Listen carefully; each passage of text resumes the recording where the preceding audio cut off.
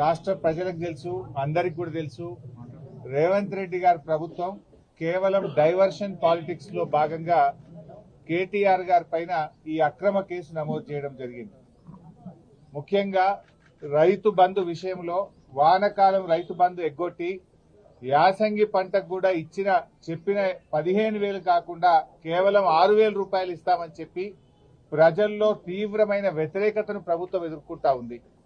ఏడాది పాలన తర్వాత అన్ని సర్వే రిపోర్ట్లలో కూడా ఈ ముఖ్యమంత్రి ఫెయిల్యూర్ సీఎం అని, ఈ ప్రభుత్వం ఫెయిల్ అయిందని చెప్పి ఈ రాష్ట్రంలో వచ్చిన అన్ని సర్వే రిపోర్ట్లు కూడా తెలియజేస్తా ఉన్నాయి. సో ఈ క్రమంలో అక్రమ కేసు పెట్టి ప్రజల యొక్క దృష్టిని మరల్చాలని ఒక డైవర్షన్ పాలిటిక్స్ కు రేవంత్ రెడ్డి గారు పాల్పడతా ఉన్నారు. రాష్ట్ర ప్రజలకు తెలుసు, అందరికి కూడా తెలుసు, రేవంత్ రెడ్డి గారి ప్రభుత్వం కేవలం డైవర్షన్ పాలిటిక్స్ లో భాగంగా కేటీఆర్ గారి పైన ఈ అక్రమ కేసు నమోదు చేయడం జరిగింది.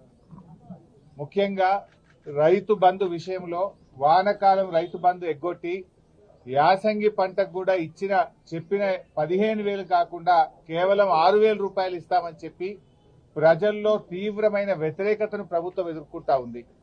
ఏడాది పాలన తర్వాత అన్ని సర్వే రిపోర్ట్లలో కూడా ఈ ముఖ్యమంత్రి ఫెయిల్యూర్ సీఎం అని, ఈ ప్రభుత్వం ఫెయిల్ అయిందని చెప్పి ఈ రాష్ట్రంలో వచ్చిన అన్ని సర్వే రిపోర్ట్లు కూడా తెలియజేస్తా ఉన్నాయి. సో ఈ క్రమంలో అక్రమ కేసు పెట్టి ప్రజల యొక్క దృష్టిని మరల్చాలని ఒక డైవర్షన్ పాలిటిక్స్ కు రేవంత్ రెడ్డి గారు పాల్పడతా ఉన్నారు.